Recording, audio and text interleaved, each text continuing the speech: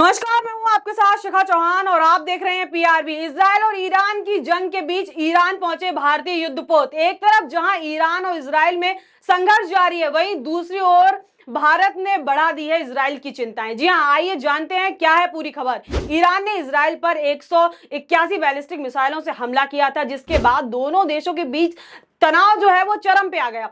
खबरें ये भी है कि इजराइल किसी भी वक्त ईरान पर हमला कर सकता है। इस बीच भारतीय नौसेना के युद्धपोतों ने ईरान पहुंचकर इजराइल की टेंशन बढ़ा दी है। भारतीय नौसेना ने अपने बेड़े में जो है 3 प्रशिक्षण युद्धपोतों को ईरान भेजा है। आपको बता दें कि भारतीय नौसेना ने जानकारी दी है कि नौसेना का बड़ा जो बेड़ा है ईरान के बंदर अब्बास बंदरगाह पे जो है पहुंच गया और अब्बास बंदरगाह पर भव्य स्वागत किया गया है भारतीय नौसेना का। जी हां, भारत के 3 युद्धपोत ईरान पहुंच चुके हैं अब तक। अब आपको जल्दी बताते हैं कौन कौन से हैं ये 3 युद्धपोत। पहला आईएनएस तीर, दूसरा आईएनएस दुर्लभ और तीसरा आईएनएस बीरा। ये वो 3 शक्तिशाली जो है भारतीय युद्धपोत हैं जो अब तक ईरान पहुंच चुके हैं। हिजबुल्लाह चीफ हसन नसरुल्लाह की मौत के बाद मिडिल ईस्ट में तनाव की स्थिति बढ़ती जा रही है। जैसा कि आप सब जानते हैं कि इजराइल की ओर से लेबनान में हमले के बाद ईरान ने उस पर बैलिस्टिक जो है मिसाइलों से हमला बोला था। ईरान ने बड़े पैमाने पर हमला किया था। आपको बता दें ये हमले कुछ सेंट्रल इजराइल में किए गए थे तो कुछ हमले जो है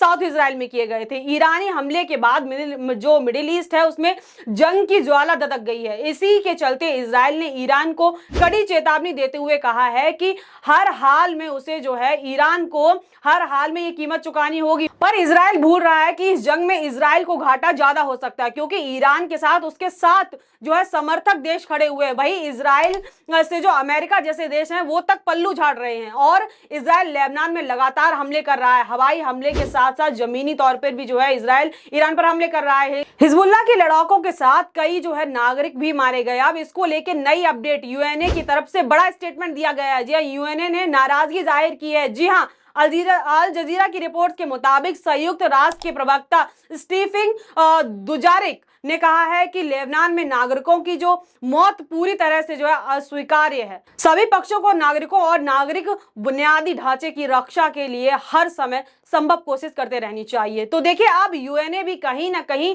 साफ कर रहा है कि भैया हम आपके साथ नहीं है। वहीं आपको बताते हैं कि भारत के संग दोनों देशों के साथ काफी अच्छे संबंध हैं। दुनिया में ऐसे बहुत ही कम देश हैं जिनके दोनों देशों के साथ यानी कि इजराइल और ईरान के साथ अच्छे संबंध है। भाई ईरान के जो है भारत के साथ 2000 साल पुराने संबंध हैं। साथ ही साथ भारत ने ईरान के चाबहार पोर्ट पर भारी भरकम निवेश किया है। देखिए, ईरान हमले से पहले प्रधानमंत्री नरेंद्र मोदी ने इजराइल के प्रधानमंत्री बेंजामिन नेतन्याहू से जो है फोन पर बात की थी और इस बातचीत में भारत ने दोनों देशों के बीच शांति बनाए रखने का जो है बात कही थी, शांति बनाए रखने की प्रस्ताव रखा था। वहीं दूसरी ओर जंग के दौरान भारत ने नौसेना अभ्यास के लिए 3 युद्धपोत ईरान भेजे हैं। फारस की जो खाड़ी है उसमें होगा ये अभ्यास। भारत और ईरान का फोकस अब समुद्री सहयोगों को बढ़ाना है और सबसे बड़ा सवाल अब ये उठता है कि युद्ध के चलते क्या ये अभ्यास टाला नहीं जा सकता था? क्या इस अभ्यास को कुछ समय के लिए रोका नहीं जा सकता था? जहां एक तरफ एक देश में युद्ध की स्थिति बनी हुई है, लगातार हमले हो रहे हैं दूसरी देश की तरफ से,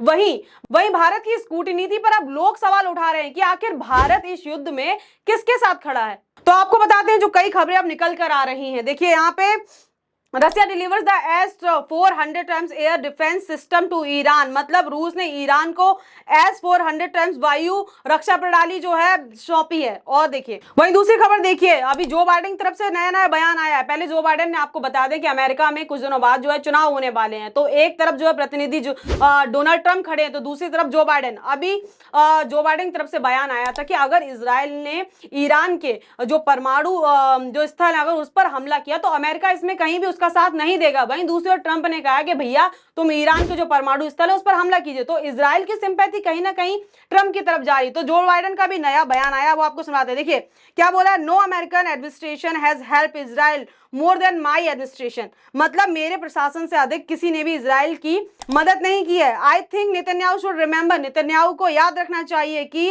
देखिए, does he want to influence the US presidential election, क्या वह अमेरिकी राष्ट्रपति चुनावों को जो है प्रभावित करना चाहते हैं। फिर उन्होंने बोला I don't know but I am not counting it, मुझे नहीं पता लेकिन मैं इस पर जो है भरोसा नहीं कर रहा हूं। मतलब कहीं ना कहीं जो है वो नेतन्याहू पे भरोसा ना करने की बात कही है जो बाइडेन ने। देखिए दूसरी बड़ी खबर, इजराइल के ऑफिशियल वेबसाइट पर भारत के नक्शे से जम्मू कश्मीर को जो है हटा दिया गया है, पाकिस्तान का हिस्सा बताया गया है।